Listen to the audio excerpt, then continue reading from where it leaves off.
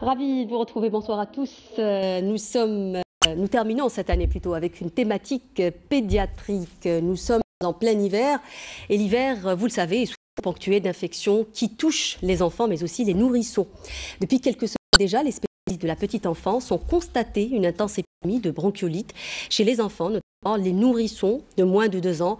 Presque tout le nord du pays est aujourd'hui en phase épidémique. Le plus souvent bénigne, cette infection peut parfois être responsable de complications chez les enfants les plus fragiles. Nous parlerons ce soir de cette épidémie qui peut être confondue aussi avec des cas de Covid-19 chez l'enfant. Nos services de pédiatrie sont-ils fragilisés suite à cette flambée de cas de bronchiolite? Avec nos invités, on tentera de vous donner les moyens de prévenir la bronchiolite, mais surtout ses complications. Enfin, nous évoquerons l'asthme de l'enfant qui peut être étroitement lié à la bronchiolite. Et puis, pour développer autour de cette thématique, j'ai le grand plaisir de recevoir ce soir professeur Aïsset Linda. Vous êtes chef de service pédiatrie à l'hôpital de Tipaza. Bonsoir. Bonjour. J'ai également le grand plaisir de recevoir le professeur Nafti Salim. Vous êtes pneumophysiologue, vous êtes également ancien président de la Société algérienne de pneumophysiologie. Bonsoir. Bonsoir, merci. Je rappelle qu'aujourd'hui vous êtes installé à votre compte. Merci, tout à fait.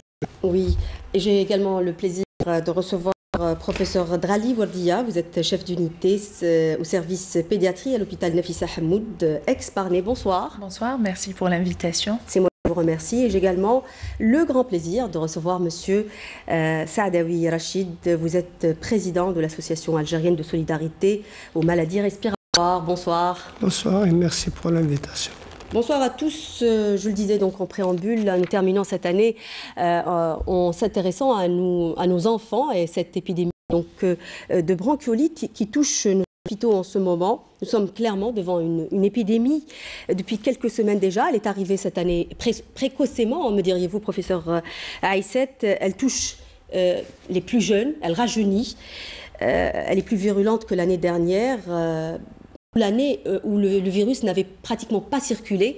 Est-ce qu'on peut avoir une explication? Pourquoi cette explosion cette année? C'était prévisible. Quand on a vu cette année exploser, les chiffres ont explosé un peu précocement, comme vous l'avez dit. C'était parce que l'année dernière, on était en plein confinement, d'accord, et les mesures barrières étaient vraiment respectées parce qu'on était en plein dans la deuxième vague de la Covid. Et donc, les enfants n'ont pas été exposés. C'est clair, on n'a pas vu le VRS passer l'année passée. Il n'y a pas eu d'épidémie de bronchiolite qui sévissait les années précédentes, même avant le Covid. Début octobre, on avait des épidémies qui allaient jusqu'en mars, et avec le pic en décembre. L'année passée, on n'a pas vu ça.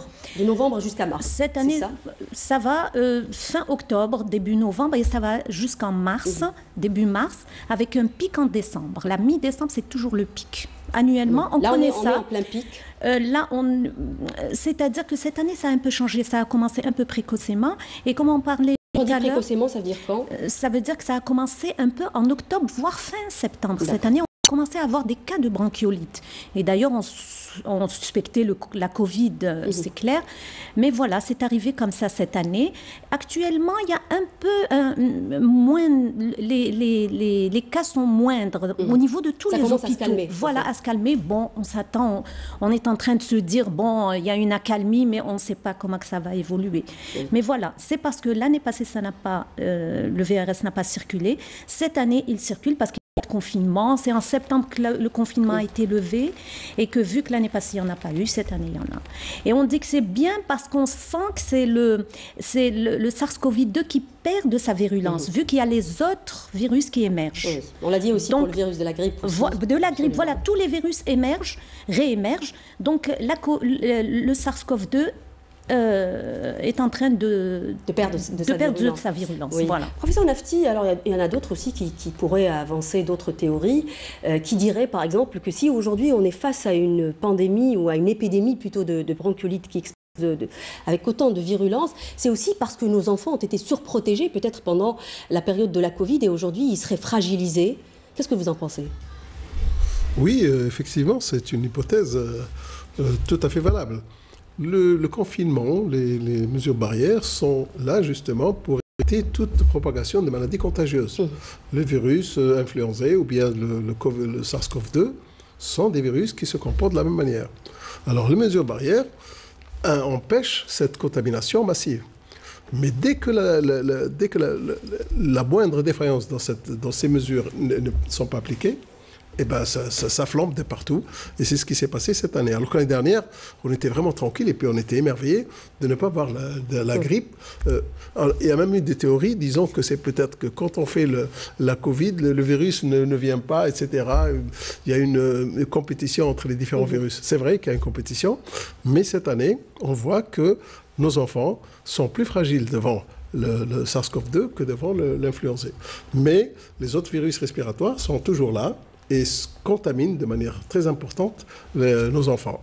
Et c'est dommage parce que ces maladies sont assez graves et engendrent bien sûr des dépenses faramineuses dans des hospitalisations, des décès. Et il faudra que les parents d'enfants prennent conscience que le faire respecter les mesures barrières par les enfants est une obligation. Oui. On reviendra en tout cas sur cet aspect de prévention. On y reviendra longuement parce que c'est un aspect très important dans cette maladie justement. On assiste, on le dit depuis le début de cette émission, à une vague virulente de l'épidémie donc de bronchiolite. Beaucoup d'hospitalisations, professeur Drali. Comment peut-on être sûr qu'il ne s'agit pas d'une épidémie également de SARS-CoV-2 ou de Covid-19 chez l'enfant? Je voudrais juste rappeler, pour répondre à votre question, que la bronchiolite est un problème de santé publique qui survient chaque année. Ma collègue l'a précisé d'octobre jusqu'à mars, et c'est une infection virale qui touche les petits. On disait les nourrissons, mais là on a de plus en plus de cas chez les nouveau-nés. Elle est due toujours à un virus. C'est-à-dire avant on disait les moins de 2 ans, aujourd'hui on dit les moins d'1 an, c'est ça? Non, carrément, dès la naissance, on a eu des cas néonatals, c'est-à-dire quelques jours de vie. Donc, et les virus, on a donc 60 à 70% des cas, c'est dû au VRS, au virus respiratoire syncytial. Oui. On peut avoir le rhinovirus comme d'autres virus qui seront à l'origine de cette inflammation des bronchioles. Et il faut savoir que chaque année, les structures de santé essayent de s'organiser au flux de malades parce que les urgences sont engorgées de beaucoup de patients, les services sont saturés. Et il y a eu des réunions au niveau du ministère de la Santé pour baliser le terrain. Déjà, il y a eu un guide qui a été élaboré justement. La définition, les critères de gravité, les signes, les facteurs de risque, comment prendre en charge cette bronchiolite, parce qu'il faut respecter et que ça soit fait partout. Et dans la dernière instruction, il y a eu une mise à jour de la prise en charge de la bronchiolite qui date de même pas un mois, où c'est clair, toute bronchiolite sévère qui est, entre parenthèses, qui va être hospitalisée, est considérée comme infection Covid jusqu'à preuve du contraire, et donc elle doit bénéficier d'un prélèvement. C'est-à-dire qu'il y a eu des échantillonnages, il y en a eu au niveau de votre hôpital par exemple, oui, votre service. Des enfants ont été prélevés systématiquement et fort heureusement, ce n'était pas du SARS-CoV-2. Oui. Professeur Nafti, il est compliqué de faire la différence entre une bronchiolite et une infection au SARS-CoV-2? Du moins, mes collègues pédiatres seront plus à même de vous parler de là-dessus. Mais effectivement, toutes les infections respiratoires basses de l'enfant, pratiquement le même tableau clinique. C'est des gènes respiratoires, c'est des dyspnées intenses, c'est des fièvres ajoutées. Et donc la confusion est très très forte. Et on peut facilement se tromper entre une infection à VRS ou bien SARS-CoV-2. Oui. Et donc la directive du ministère, effectivement, insiste sur le fait qu'il faut faire des prélèvements et ne pas qualifier ces bronchiolites comme étant banales et non pas. Oui. Donc il faut faire la recherche des virus SARS-CoV-2. Qu'est-ce que ça change finalement, professeur Aïssette, quand on dit qu'il faut traiter une infection, une bronchiolite, comme étant déjà un cas, par exemple, de la Covid-19, un cas probable de la Covid-19? Qu'est-ce que cela change en termes de prise en charge? En termes de prise en charge, même quand on hospitalise l'enfant, ça ne change rien. On prend en charge de la même manière, c'est un virus. Et comme vous savez, le traitement est symptomatique, que ce soit le VRS, c'est un traitement symptomatique, c'est la désobstruction, l'hydratation, fractionnement des repas, surveillance de l'enfant. Voilà, pour que ça n'évolue pas dans un... La Covid-19 est régie l'infection, si c'est la Covid, suspicion, régi par les mêmes directives. C'est-à-dire qu'on ne peut pas faire, même quand on fait un test antigénique et qu'il est souvent, il faut le dire, souvent négatif, le test antigénique, voire même la PCR négative, si on voit que la forme est sévère, on n'exclut pas la Covid. Aujourd'hui, on fait des tests antigéniques, on ne fait pas des PCR. On peut arriver à faire des PCR quand on suspecte que vraiment... Oui, pas autant. On fait plus souvent les tests antigéniques. Tous les qui sont hospitalisés, on fait des tests antigéniques. Par contre, la PCR, c'est à ceux qui vont vers plus de sévérité, qu'on doit orienter vers les unités de soins intensifs, quelque chose comme ça. Voilà. Sinon, la prise en charge est la même.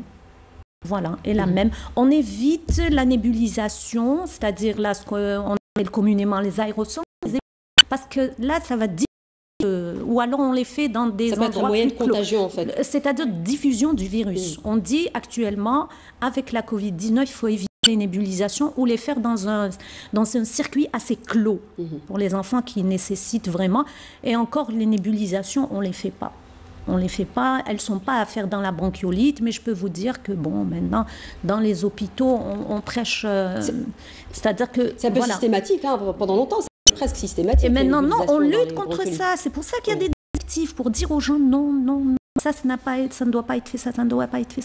On répète. On va y revenir, en tout cas, dans les traitements. Voilà. Une question aussi pour vous, professeur Nafti.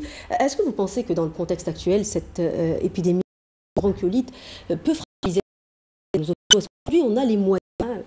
Vous qui connaissez le milieu des hôpitaux, vous êtes un ancien des hôpitaux. Est-ce que vous pensez qu'aujourd'hui, nos hôpitaux sont fragilisés davantage avec des épidémies comme ça ponctuelles? Oui, juste avant de répondre, je voudrais juste insister sur le fait que l'instruction du ministère de la Santé de faire systématiquement des tests à la recherche de SARS-CoV-2 a une portée d'abord épidémiologique, parce qu'on n'a pas des données chez les enfants. Et donc, cette pandémie, d'épidémie de bronchiolite veut un peu cerner le problème et voir quelle est la place que va occuper le SARS-CoV-2 dans les bronchiolites de l'enfant. Et ça, c'est très important. Il faut que nos collègues pédiatres appliquent cela pour qu'on puisse avoir une idée beaucoup plus précise. Parce que tout le monde dit que c'est du SARS-CoV-2 alors qu'on a aucun élément déjà chiffré. Après, il faut avoir les moyens aussi. Et encore faut-il avoir les moyens. Voilà, professeur Nafti, je ne pense pas que c'est la bonne volonté qui manque à nos médecins. Pas du tout. Après, voilà, il faut vraiment... on demande aux chefs de service ou aux pédiatres de le faire. On peut leur donner les moyens de faire les tests, je suis d'accord avec vous. Tout à fait. Voilà. Pour revenir à votre question, effectivement, c'est une surcharge supplémentaire que de prendre en charge des enfants avec des bronchiolites comme ça. En plus, il y a eu beaucoup d'hospitalisations. Comme vous l'avez si bien dit en début, c'est la flambée. Et donc, c'est une épidémie à l'échelle pratiquement nationale. Absolument. Et donc, la panique voudrait, pour éviter la panique, justement, voudrait faire la part des choses. A-t-on les moyens de faire face à ça? Je pense que nous sommes dans une situation très critique. Déjà que le Covid-19 occupe pratiquement la majorité des services. Aujourd'hui, il faut rappeler qu'il y a des services qui sont en train de se transformer en services Covid. Tout à fait. Oui. Alors, vous voyez un peu tous ces personnels et toutes les maladies chroniques et toutes les maladies des autres pathologies qui ne sont plus prises en considération. C'est un drame. Absolument. C'est un drame que vit la population et on espère, on a toujours espéré, mais malheureusement, c'est une pandémie qui est sans fin. Jusqu'à quand va-t-elle durer? Personne ne peut répondre à cette question. Et nos pédiatres maintenant sont eux aussi confrontés à ces problèmes que connaissaient jusqu'à maintenant les services adultes. Et maintenant, ça se propage à tout. A-t-on les moyens? Je ne sais pas, je ne pourrais pas vous répondre. Je pense que professeur Drali, vous vouliez rebondir là-dessus, par rapport à la fragilisation de nos services, de nos hôpitaux, face à d'abord la pandémie de la Covid-19 qui nous a déjà fragilisés. Et puis il y a des épidémies ponctuelle comme celle de la bronchiolite qui vient un peu ajouter à la situation. La bronchiolite est attendue chaque année. Oui. Donc, il y a chaque mais on est dans un contexte un peu particulier, c'est pour ça que je pose cette question. Voilà. Oui. Déjà, la bronchiolite, normalement, c'est une maladie qu'on peut prévenir. Et les types étaient la dernière, parce que la bronchiolite se transmet essentiellement par voie respiratoire, par l'éternuement, par la toux, les gouttelettes de fluge, et aussi c'est manuporté. L'année dernière, les gens avaient respecté les mesures barrières et le confinement. Il n'y a pas eu beaucoup de cas de bronchiolite. Après, pour les moyens qui sont délivrés dans dans les services. Mon collègue vient de le dire. Tous les moyens sont toujours mobilisés pour prendre en charge l'infection Covid. Mais les structures aussi essayent de s'organiser pour balayer un circuit spécial bronchiolite pour qu'il soit rapidement pris en charge, pour qu'il n'attende pas avec les autres patients, avec les malades qui ont d'autres pathologies. Donc, ça reste insuffisant. Il y a beaucoup de choses qui restent à faire parce que le but de ces instructions, c'est prévenir, c'est être dès le départ muni de tous les éléments pour prendre en charge cette bronchiolite. Oui, mais ma question était justement celle... ma question voulait dire justement, est-ce qu'aujourd'hui on a les moyens de prendre en charge ces malades dans un contexte de pandémie? Alors, on sait qu'il y a un problème d'oxygène, on sait qu'il y a un problème de masque, on sait qu'il y a un problème de moyens d'une manière générale. C'est pour ça que je vous ai posé cette question. Je pense heureusement que la bronchiolite est bénigne. Dans 93 à 95%, c'est des formes légères et le traitement est purement symptomatique. C'est désobstruction nasale, réhydratation, alimentation, éducation de la maman. 1 à 3% relèvent des hospitalisations, moins de 1% des soins intensifs, dans des services de réanimation pédiatrique. Donc, pour la bronchiolite, fort heureusement, c'est pas toutes les formes qui vont être hospitalisées. Imaginez le contraire. Là, oui. Mais là, vous étiez devant quand même une vague assez virulente. Il y a eu beaucoup d'hospitalisations. Il y a eu des cas modérés à sévères, mais très peu de sévères. Et jusque-là, ça a été maîtrisable. Mais on peut mieux faire. Il y a eu quand même une explosion, hein, professeur Drali, il faut le dire. Hein. Rien qu'à voir la presse, on voit que plusieurs services au niveau national, que ce soit à Sétif ou dans l'Oranie, ont tiré la sonnette d'alarme. Il y a eu une explosion de cas de bronchiolite et il y a eu beaucoup d'hospitalisations. Monsieur Saadawi, justement, on va voir tout à l'heure, en tout cas tout au long de cette émission, que dans le tableau clinique déjà de la maladie de la bronchiolite, il y a beaucoup de ressemblances avec l'asthme. Je rappelle que vous êtes président de l'association des asthmatiques et des maladies respiratoires d'une manière plus générale. Est-ce qu'aujourd'hui on arrive à dépister les asthmatiques à un âge précoce? Parce que ça c'est important aussi dans la prise en charge de cette maladie. Dépister, je ne saurais vous répondre. Vous êtes dans une association de malades. Oui, nous on reçoit beaucoup plus, à reconnaître cette maladie des jeunes âges pour les aider, parce que là, il y a une mauvaise prise en charge de ces maladies-là. Oui. Aussi bien médicamenteuse parlant que médicalement parlant. Oui. Beaucoup de parents de malades et de malades se présentent chez nous et il n'y a pas de suivi pour ces malades-là. Donc c'est à ce moment-là... Pourquoi il n'y a pas de suivi? Je n'ai aucune idée. Parce que ces gens-là ne connaissent pas leur maladie ou parce qu'il n'y a pas de moyens? Quand quelqu'un se présente chez nous et quand on lui pose une question, est-ce que vous êtes suivi par un médecin? Et ils vous disent non. On n'est pas suivi. Des fois, ils prennent des médicaments. Ils sont suivis à un certain moment, puis ils sont abandonnés. Il y a un problème d'observance. Oui. Et surtout, médicamenteux parlant, c'est des gens qui sont... On est vraiment déroutés. Même ceux qui sont assurés sociaux, ils ont des difficultés pour acheter des médicaments. Parce qu'au jour d'aujourd'hui...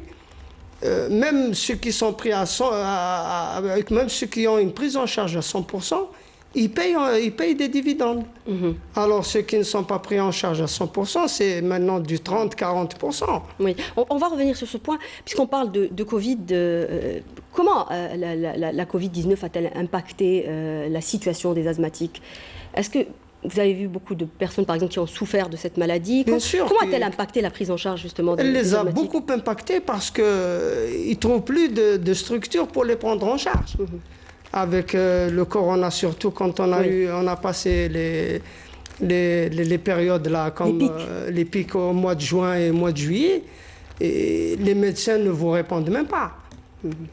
C'est valable aussi pour les gens qui ont eu le corona. C'est valable pour beaucoup de maladies, malheureusement, monsieur. Même ceux qui ont eu le corona, ils ont des difficultés pour trouver quelqu'un qui va les suivre. Donc, je vais vous inviter à regarder un reportage justement pour comprendre peut-être mieux de quoi il s'agit, de bronchiolite.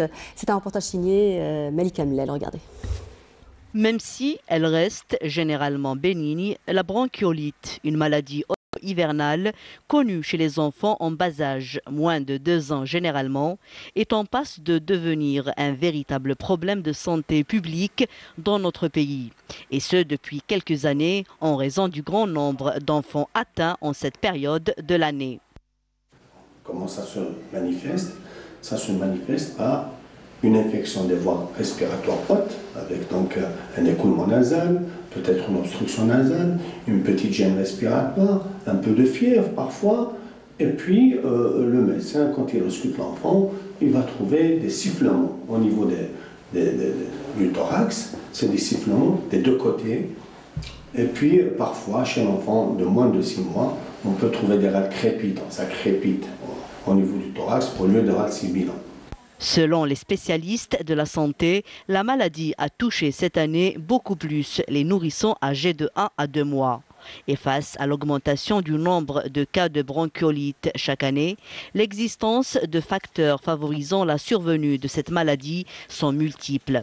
Et dans ce genre de maladie, voici la conduite à tenir de l'avis même des spécialistes. Ce qu'il ne faut pas faire par contre, il ne faut pas donner les bronchodilatateurs. Pas d'antibiotiques de façon systématiquement. Non. Alors, les antibiotiques, c'est dans des cas sévères, on va en parler. Pas d'antitussifs, c'est contre-indiqué chez le jeune nourrisson. Les sirops contre la toux, c'est contre-indiqué. On ne donne pas de corticoïdes. Et puis, pas de kinésithérapie. Et afin de limiter le risque d'infection virale, l'application et la prise de mesures de prévention strictes et appropriées dès la maternité et durant les premiers mois de la vie du nourrisson est vivement recommandée. Alors on voyait justement dans le reportage que cette épidémie a touché particulièrement les nourrissons, voire les nouveau-nés, hein, comme disait le professeur Boufelsaoui. Professeur Aïsset, est-ce que c'est normal qu'on voit une bronchiolite chez les plus jeunes, c'est-à-dire âgés entre, il disait dès la naissance jusqu'à entre 0 et 1 mois, oui, et 2 mois plutôt? Oui, maintenant on voit la bronchiolite même chez le nouveau-né de 15 jours de vie jusqu'à 40 jours. On suppose que là, il y a le fait que les parents ne font pas très attention. Quand la maman allait, elle est enrhumée, elle ne met pas de bavette. Les petits frères et sœurs, quand ils vont à l'école, ils reviennent, ils embrassent le bébé. C'est comme ça parce que le bébé, il va nulle part, lui, il est là. On lui apporte le virus. Et donc, c'est là, il tombe malade. Donc, c'est surtout l'épidémie annuelle, familiale, de grippe ou autre, qui fait que l'enfant, le nouveau-né, est malade. Et donc, on dit que c'est la promiscuité, le fait de ne pas faire trop de prévention. Et les parents ne sont pas au courant. En général, c'est de jeunes couples. On a tendance à croire quand même qu'avec la Covid, on a tendance à croire que nos habitudes ont changé. Parce qu'avant, on disait que le masque ne fait pas partie de notre culture. Aujourd'hui, c'est une partie prenante. Oui, parce que vous savez, si vous regardez le guide de bronchiolite, ce qu'on donne comme information dans la bronchiolite, c'était juste comme ça se passe pour le lavage des mains, le port de masque. C'est ce qu'on disait aux parents, ne pas embrasser les enfants. On disait à peu près ça. Donc la Covid a un peu rendu service aux pédiatres. Mais finalement, sur le terrain, ça n'a pas été le cas, puisque les chiffres explosent, c'est vrai. Mais maintenant, les gens vont être informés, ils sont déjà informés. Hein. Tout ce qui va pour la Covid va pour la bronchiolite, en matière de prévention. C'est-à-dire rester déjà sur les règles d'hygiène. Mais les chiffres ont explosé parce que l'année passée, il n'y a pas eu, cette année, il y en a beaucoup plus. Mais on a été déjà confrontés. Les années précédentes, il y a eu des années où on avait la même situation que celle de cette année. Pour nous, c'est peut-être que c'est le contexte aussi qui est un peu difficile. Oui, peut-être. Mais il faut dire que les pédiatres n'ont pas eu trop de cas de Covid. Et donc, peut-être que c'est le juste retour des choses maintenant. Vous me tendez une perche, justement, puisque vous parlez de Covid. Professeur Nafti, peut-être que c'est vrai qu'aujourd'hui, on s'intéresse plus à la bronchiolite, mais peut-être que cette émission aussi, c'est l'occasion de rappeler aujourd'hui, avec tout ce qu'on voit dans le monde, que contrairement à ce qu'on a pu croire au tout début de cette pandémie, que la Covid ne touche pas les enfants, aujourd'hui, force est de croire que ce n'est pas le cas, ou ce n'est plus le cas peut-être avec les nouveaux variants. Aujourd'hui, les enfants sont bel et bien touchés par la Covid. Tout à fait, vous avez entièrement raison. Et d'ailleurs, les études se rapportant aux derniers variants montrent qu'il y a l'Omicron, a une tendance à toucher les choisir beaucoup surtout, plus les enfants. Et surtout au milieu scolaire, vous voyez tout le branle-bas qui se fait actuellement à travers le monde, où on veut protéger le milieu scolaire. Parce que c'est là où il y a des clusters qui sont très importants et qui entraînent la propagation importante de ce virus. Et donc, il faut s'accommoder avec le virus et ses variants.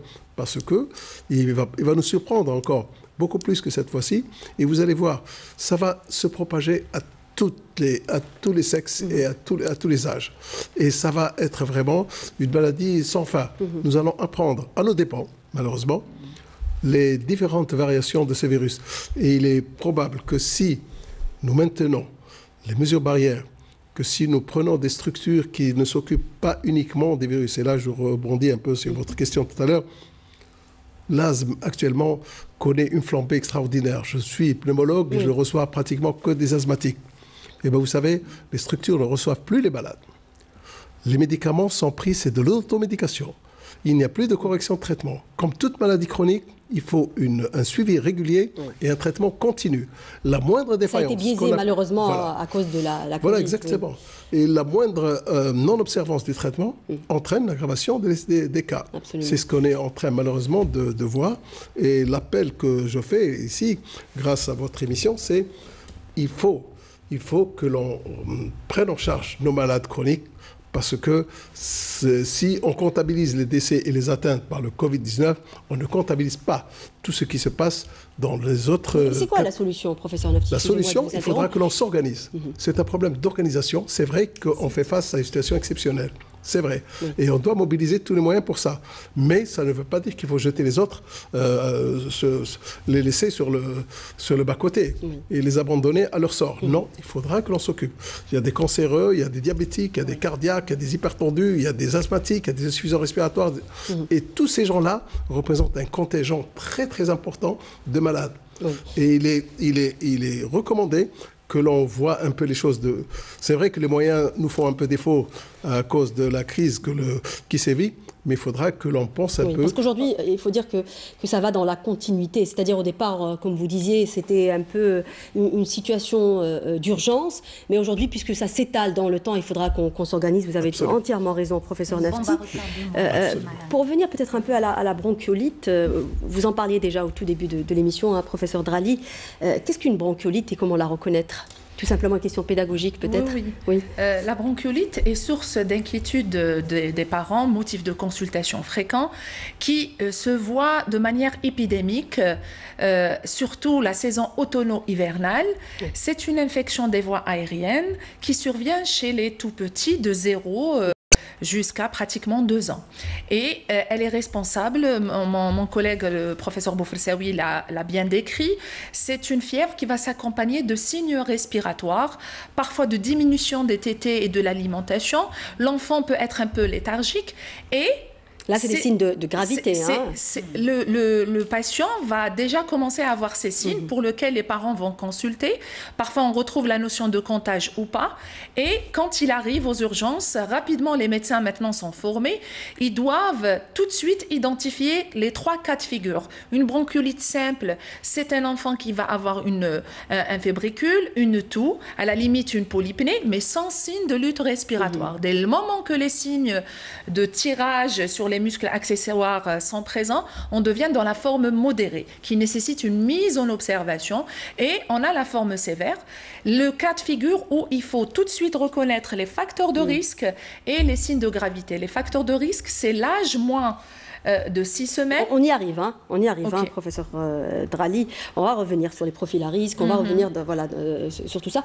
Professeur Aïssed, justement, est-ce qu'on peut revenir un peu peut-être plus, j'ai envie de dire, minutieusement sur les symptômes, parce que c'est important. Alors, professeur Drali a parlé comme ça globalement, et peut-être dire aux parents à quel moment il faudrait s'inquiéter. Parce qu'au départ, on a dit que dans 80%, on a dit tout à l'heure, 80% des cas, la bronchiolite est bénigne. À quel moment il faut s'inquiéter? Peut-être qu'au moment où il y a des tirages, où l'enfant a des difficultés à respirer, c'est ça? C'est vrai que... Alors initialement, c'est une inflammation bénigne, c'est ça? Oui, ça commence par une infection des voies aériennes supérieures. Comme une Une rhinopharyngite, voilà, qu'il y ait de la fièvre ou pas. Et après 48-72 heures, 20 à 30% des enfants qui font une infection des voies aériennes supérieures vont évoluer vont faire la bronchiolite. Donc c'est seulement un nourrisson sur 5 qui vont faire la bronchiolite. Et puis il faut dire que la bronchiolite est un diagnostic clinique. Il n'y a aucun examen complémentaire à faire, même pas la radio du thorax, parce que on a tendance à dire radio du thorax, non, à moins qu'il y ait complications. Après, même quand on a plusieurs... excusez-moi, là vous me tendez encore une perche par rapport au diagnostic de la bronchiolite. C'est-à-dire même quand on a des enfants qui récidivent et qui font beaucoup de bronchiolite, à un moment donné, est-ce qu'il ne faudrait pas faire des tests pour explorer, par exemple, s'il ne s'agit pas d'asthme, encore une fois, parce qu'on en parlait tout à l'heure? Là aussi, on a des définitions. En tant que pédiatre, on a des définitions. Plus de 2 bronchiolites avant l'âge de 24-36 mois, on dit que c'est un asthme. Donc on n'a pas besoin. On a cette définition, et puis tout ce qui est au-delà de 2 bronchiolites, c'est un asthme. Pour nous, c'est pas trop difficile. Mais il y a des enfants quand même qui font beaucoup c'est-à-dire plusieurs bronchiolites, mais qui n'évoluent pas forcément en asthme, non, ça n'existe pas? Pour nous, s'il a 2 bronchiolites, au-delà, le 3e épisode est un asthme. D'accord. Ce n'est plus une bronchiolite. On parle déjà de l'asthme de l'enfant. C'est bon. Il fait 2 bronchiolites. Même si la première, il l'a fait à 15 jours de vie. La deuxième, il l'a fait à 2 mois. À 3 mois, la troisième, c'est de l'asthme. Il est asthmatique. On n'a pas de moyens d'exploration, comme par exemple pour les adultes, on a ce qu'on appelle le FR. Non, le FR, on ne peut pas le faire chez le tout petit. Oui, je sais qu'on ne peut pas le faire, mais je me dis, est-ce qu'il y a un équivalent? À ce moment-là, à la première, pour faire le diagnostic, on fait une radio du thorax pour vous dire qu'il n'y a pas de malformation. C'est plutôt pour le diagnostic différentiel. Dire que c'est de l'asthme et pas une autre malformation qui entraîne ces symptômes répétitifs de détresse respiratoire. Pour parler de bronchiolite. Sinon, pour nous, la définition est claire. L'enfant est asthmatique au-delà de 2 bronchiolites. La 3e, c'est de l'asthme. Maintenant, ce qui fait qu'on va dire que c'est une forme sévère, pas sévère, comme l'a dit le professeur Brali, c'est-à-dire on a des formes, des facteurs de risque. Les facteurs de risque sont liés à l'enfant lui-même, à son état. Est-ce qu'il présente des cardiopathies, des pathologies neuromusculaires, la mucoviscidose, un déficit immunitaire, ou alors juste des conditions socio-économiques défavorables? Pour nous, c'est des facteurs de risque liés. Maintenant, qu'est-ce qu'on va faire pour ces enfants? Ceux-là, ils vont avoir une prise en charge un peu particulière. C'est-à-dire, ceux-là, si jamais il y a un facteur de risque, l'enfant, il est tout bon, il fait une forme même légère, mais s'il y a un facteur de risque, on doit le garder en observation pendant 4 heures au niveau d'une structure pour le surveiller, parce qu'il est à risque. Mais sinon, sa forme est bénigne. Mais comme il a un risque d'évolution, de mauvaise évolution, on le garde. Maintenant, s'il y a un facteur de gravité, et les facteurs de gravité, c'est des facteurs qui sont liés à la maladie elle-même. C'est-à-dire une polypnée qui est au-delà de 70. C'est quoi une polypnée? Une polypnée, c'est la respiration, la fréquence respiratoire qui augmente. Si elle est au-delà de 70-80 battements minutes, on est dans le risque. Comment on va l'observer? Parce que là, encore, on s'adresse aux parents. Comment on va voir ça? C'est-à-dire, on va l'observer au niveau du cou, par exemple, du petit, la au niveau de l'abdomen? C'est un compte. Après le tirage, on va leur dire, il tire ici, il tire là, il tire comme ça, les battements des ailes du nez. Voilà, les narines. Et on doit bien expliquer. Les battements des ailes du nez, c'est un peu au-dessus, c'est sévère. D'accord. Et puis, on leur dit, vous surveillez la prise d'aliments, les tétés. S'il y a une diminution, si ça diminue de plus de 50%, et les mamans vous disent, il ne me prend plus les biberons comme il était, il prend la moitié, il prend rien. C'est-à-dire quand il n'arrive pas à terminer ses tétés, voilà, là, déjà, ça c'est un facteur de sévérité. La polypnée, le tirage, quand il commence à être important, la cyanose, quand il commence à devenir bleu, quand il commence à faire des pauses respiratoires, là c'est au plus sévère encore. Tous ces signes, on les répertorie et on dit s'il y en a un, l'enfant est sévère, il doit être hospitalisé. D'accord. Vous voyez, voilà. Oui. Et puis, il faut dire qu'on doit expliquer, faire de la pédagogie avec les parents, même quand c'est en ambulatoire. Parce qu'il faut vous dire, si 80% des bronchiolites sont bénignes et on les traite en ambulatoire. Et vu qu'on les traite en ambulatoire, les parents partent chez eux.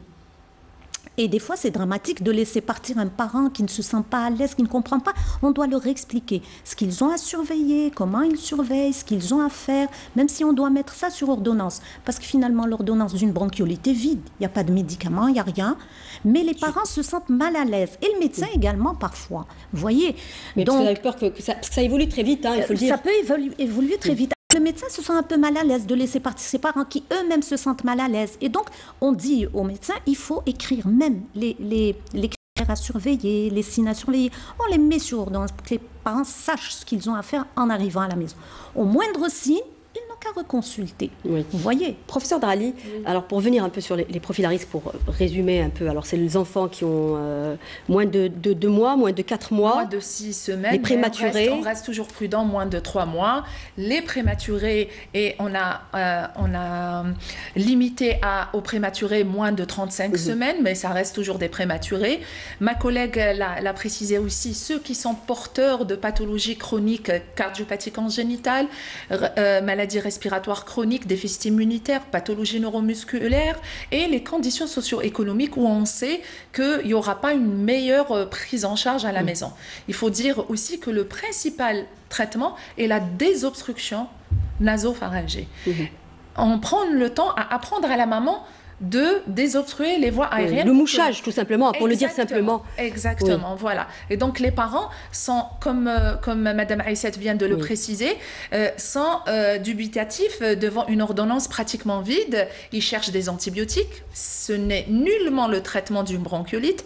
Ils cherchent des mucolytiques, des corticoïdes, des bêta-2 mimétiques de courte durée d'action parce qu'ils ont eu l'habitude, par-ci par-là, de les faire. Peut-être parce qu'on a peur quand on voit un bébé qui a 15 jours, qui a des difficultés à respirer, on a besoin d'être rassuré. Quand on a des traitements comme ça, voilà, quand on nous dit qu'on n'a rien à lui donner, on est un peu quand même inquiet. J'insiste sur ces médicaments qui ne sont surtout pas donnés aux patients. Ça va être au délétère pour l'enfant. Prendre le temps d'expliquer les signes de gravité, que ils peuvent consulter à tout moment et que le principal traitement, ce n'est pas ce qu'on vient de citer. Même l'enfant, s'il est hospitalisé, ça sera le même traitement. On rajoutera peut-être l'oxygénothérapie et s'il y a des signes de surinfection, peut-être réaliser des examens complémentaires. Mais ce n'est pas systématique. Et on va de toute façon revenir sur les traitements plus tard. Professeur Nafti, j'aimerais vous faire réagir justement sur l'asthme de l'enfant. À quel moment on parle de l'asthme de l'enfant ? C'est comme vient de le dire ma collègue, c'est vrai qu'il n'y a pas, de moyen d'exploration. On parle déjà d'asthme. Est-ce qu'il y a d'autres paramètres aussi qui vont intervenir? Par exemple, on a parlé à un moment donné, quand l'enfant répond, par exemple, à un traitement au bronchodilatateur. Ça aussi, ça peut être un indice. Tout à fait. Effectivement, aussi bien l'asthme de l'enfant que de celui de l'adulte, le diagnostic est clinique. On ne sort pas de là. Chez l'adulte, on peut faire appel à l'exploration fonctionnelle respiratoire, rechercher ce qu'on appelle le test de réversibilité, les bronches qui se contractent et qui se dilatent. Pour les tout petits, c'est les tout petits. On n'a pas de test d'exploration. Si, on peut faire pour les tout petits, je parle c'est-à-dire 1 mois ou 2 mois. Voilà, on peut doser le NO exhalé, c'est-à-dire ce qui se dégage. Oui, la fraction d'éjection de NO peut être prise au niveau de la bouche et du nez de l'enfant et on peut à ce moment-là avoir une orientation. Mais ça reste une orientation parce que c'est quoi le NO? C'est un phénomène d'une inflammation qui provient des voies aériennes. Mais ça permet de dire oui, votre enfant est susceptible de développer un asthme ou pas. Mais ça, ce n'est pas tous les services qui le font et c'est malheureusement pas passé dans la routine. Et donc, c'est un examen que certains de nos confrères considèrent comme sophistiqué, alors qu'il est très simple et très facile. Avec un outillage portatif, on peut se balader dans les services et faire à tous les enfants. Mais bon, espérons que ça va évoluer, mais ceci n'est pas la clinique et c'est fondamental. Et on peut, avec ça, et avec la définition qui était donnée par ma collègue, retenir la majorité des enfants susceptibles de devenir asthmatiques. C'est-à-dire ceux-là sont à surveiller. Sont à surveiller, à mettre un peu comme méthode d'observation et comme a dit ma collègue aussi. C'est important de diagnostiquer précocement un asthme, professeur Nafti. Et comment? C'est une maladie inflammatoire qui évolue. Ne pas traiter un asthme, c'est le condamner à se compliquer. Il se complique. Et les formes sévères apparaissent, justement, c'est les sujets qui n'ont pas observé un traitement dès le début, c'est-à-dire de manière précoce. Plus vite on intervient, et mieux on évite ce qu'on appelle le remodelage bronchique, c'est-à-dire ces bronches qui deviennent un peu difficiles à rendre souples et à rendre dilatables. Et donc, il faut faire en sorte que le traitement soit précocement prescrit, administré et poursuivi. Parce qu'il ne suffit pas de traiter un épisode et de laisser, c'est même entre ce qu'on appelle les crises, il faudra un traitement continu, un traitement anti-inflammatoire. Oui. Monsieur Sadawi, on parle aujourd'hui de 7 à 8% de la population qui sont touchés par la maladie asthmatique. Comment vous évaluez aujourd'hui la prise en charge? En matière de prise en charge, je l'ai dit tout à l'heure. Parce qu'on a parlé beaucoup des thérapeutiques quand même. Il y a une insuffisance dans la prise en charge, aussi bien pour le médicament que pour la consultation.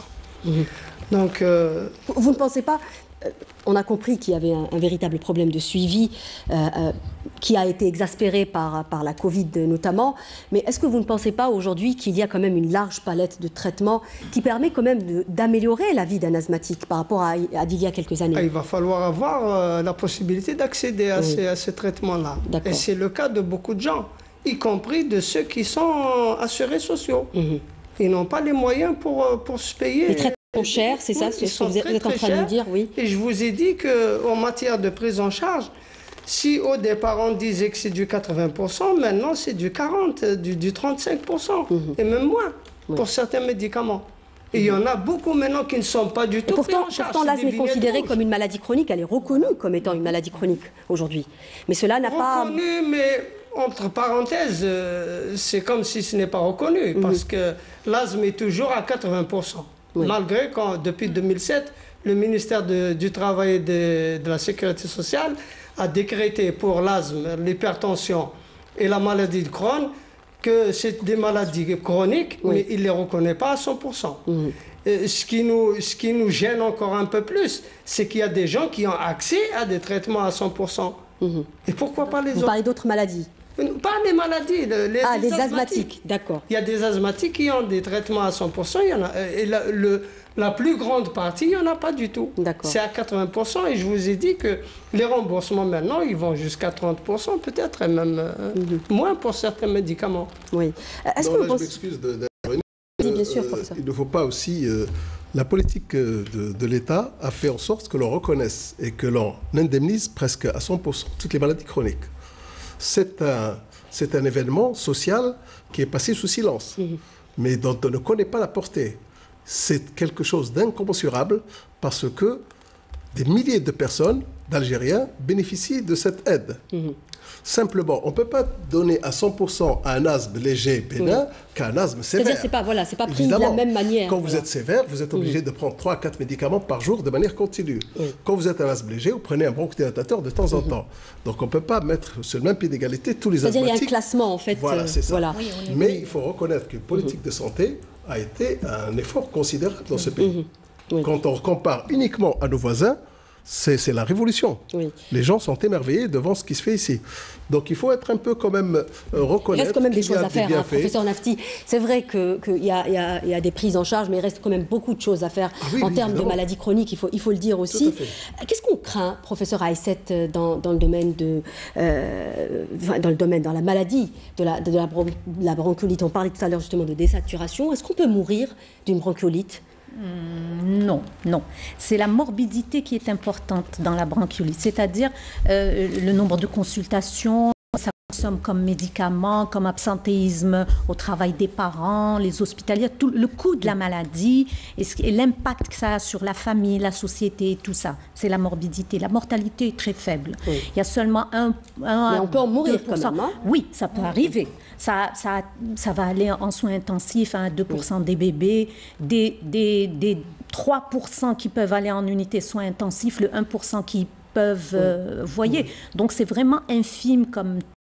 Et donc, les complications, par contre, il y a des complications à court terme, c'est les surinfections, le fait que l'enfant va faire une pneumonie, d'accord, une surinfection bactérienne, il va faire une pneumonie, il va faire de la fièvre qui va continuer, il va donc faire une détresse respiratoire sévère qui va aller en soins intensifs, comme on l'a dit, mais sinon, les complications, la bronchiolite peut s'associer à une otite moyenne aiguë, des choses comme ça, mais la plus grande, disons, la complication ou l'évolution à court et long terme, c'est surtout l'asthme. Et je voudrais dire que l'asthme, pour celui qui fait la bronchiolite, les nourrissons qui font des bronchiolites, qui font de l'asthme, c'est l'asthme du nourrisson.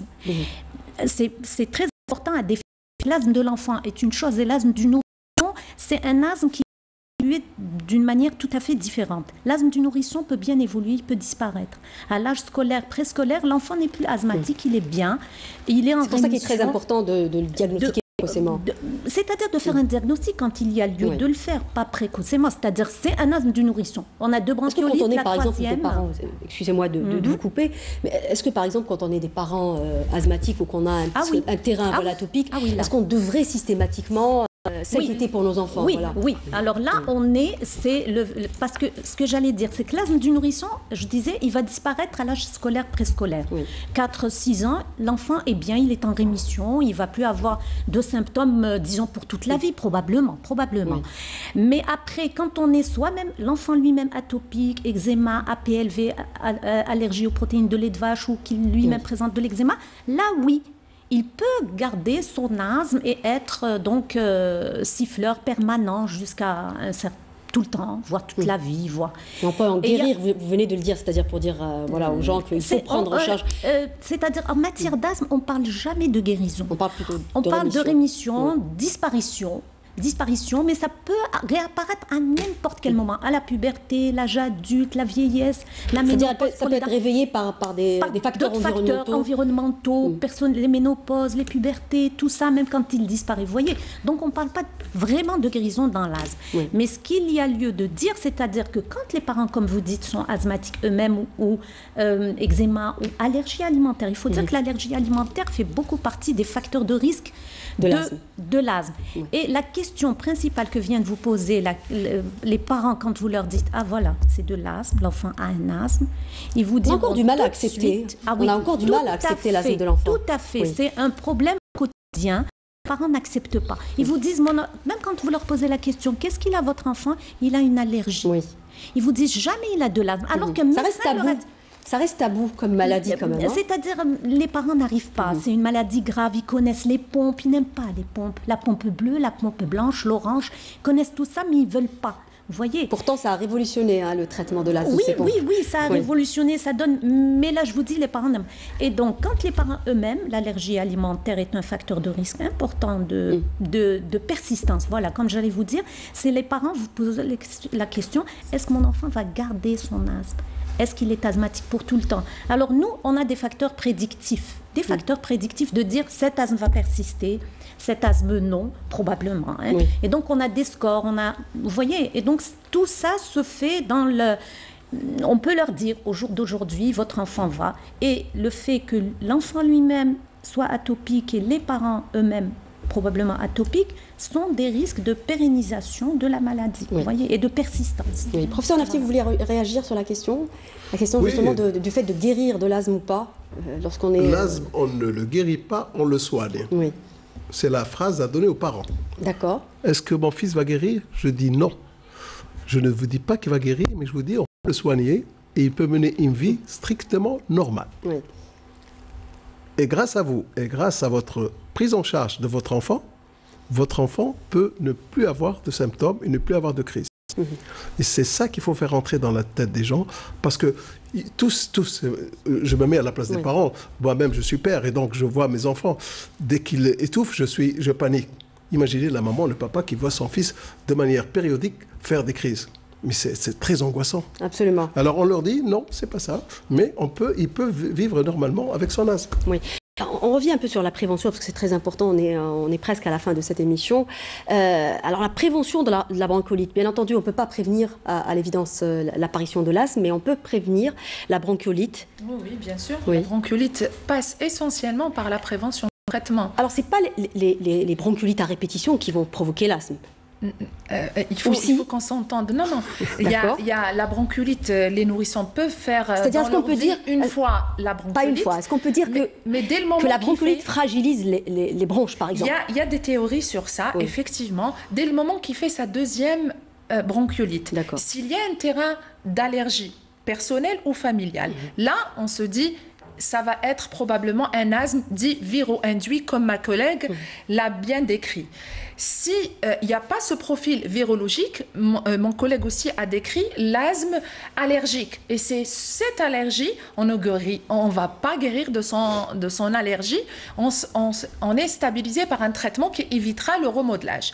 Pour revenir à la question... On termine sur la prévention. Oui. Les théories avancent qu'il y a une certaine virulence d'un certain type de virus qui est appelé rhinovirus, qui est retrouvé dans quelques bronchiolites, qui fera que la bronchiolite évoluera probablement vers l'installation d'une inflammation chronique. Mais il y a une atopie aussi associée à ça. Finalement, ce n'est pas que le virus. Il y a le virus avec une brèche au niveau des cellules épithéliales secondaires et une inflammation provoquée par de l'atopie qui était préexistante déjà. Voilà.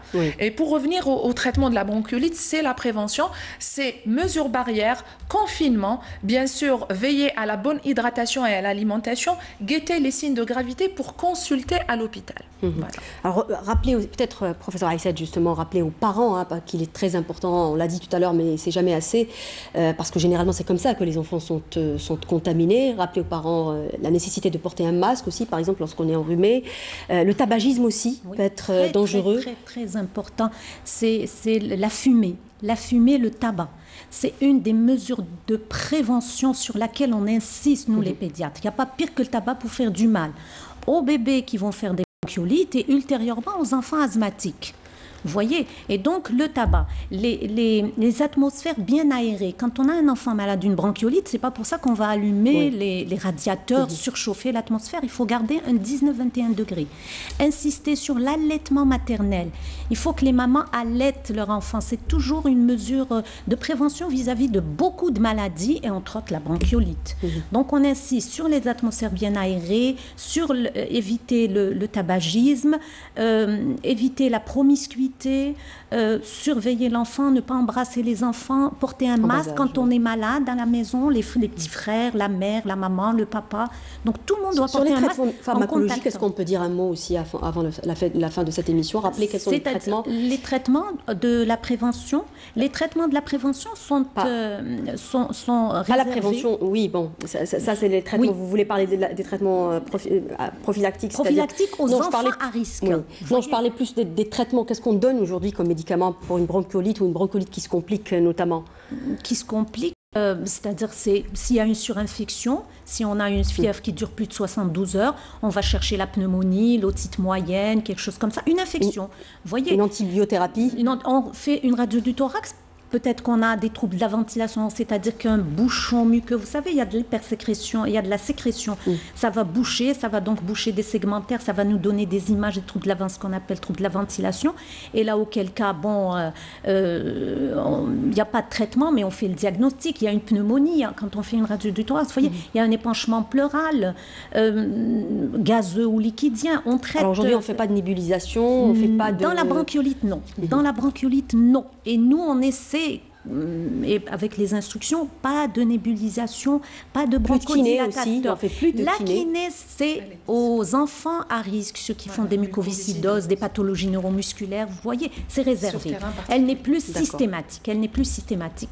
Par contre, pour les traitements chez les enfants à risque... La cortisone aussi, on ne donne plus? Non. Et là, on donne, nous, les pédiatres, on a toutes les instructions annuellement, depuis plusieurs années, 2007, 2019, même 2021, on n'insiste pas de thérapeutique. La DRP, des obstructions rhinopharyngées, hydratation, fractionnement des repas, consigne aux parents de surveillance, voilà ce qu'on fait. Oui. Alors on va terminer avec vous, monsieur Aïssaoui, Sidaoui, pardon.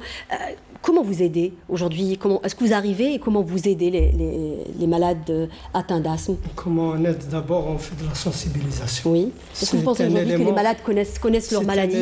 Est-ce que nos asthmatiques connaissent leur maladie aujourd'hui, monsieur Sidaoui? C'est ce qu'on essaye. Parce que c'est très important, l'éducation thérapeutique. Oui. C'est de faire connaître la maladie aux parents et à l'asthmatique lui-même. Et on essaye de le sensibiliser pour qu'il puisse se prendre en charge lui-même. Oui. Et ça, on le fait avec des médecins qui travaillent, bien sûr, généralement dans le secteur public.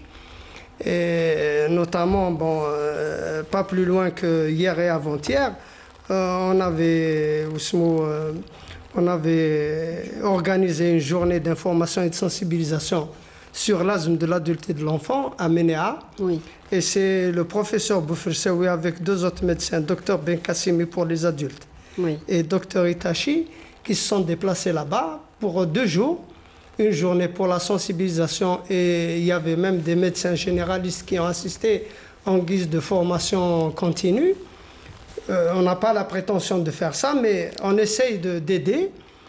Et une 2e journée pour la consultation spécialisée. Oui. Donc, c'est pas rien. Le fait de faire connaître aux gens la maladie, c'est déjà beaucoup. Ah oui, c'est déjà l'inscrire sur un chemin de prise en charge. C'est très important. Notre rôle. C'est le rôle de l'association. Là, quand on a du médicament aussi, on distribue du médicament. Peut-être rappeler pour terminer. Il y a aussi du matériel nécessaire pour les asthmatiques et les insuffisants respiratoires que nous distribuons au niveau de l'association. Peut-être rappeler au mot de fin que vous avez un site internet justement pour que les gens puissent peut-être vous poser des questions. Oui, nous avons un site internet et il y a l'adresse. Rappelez votre site, on termine avec ça. Le site internet, il suffit d'aller sur Google et de taper Asthmaresp et on aura tous les renseignements nécessaires sur cette association. Merci beaucoup. On termine justement sur votre adresse web. Merci messieurs, dames d'avoir participé à cette émission. J'espère qu'on a pu quand même aider les parents et que ce soit les parents des tout petits ou les parents d'asthmatiques. Merci à vous de nous avoir prêté attention. Cette émission est à présent terminée. N'oubliez pas de nous rejoindre sur les réseaux sociaux. Je vous donne rendez-vous vendredi. Au revoir.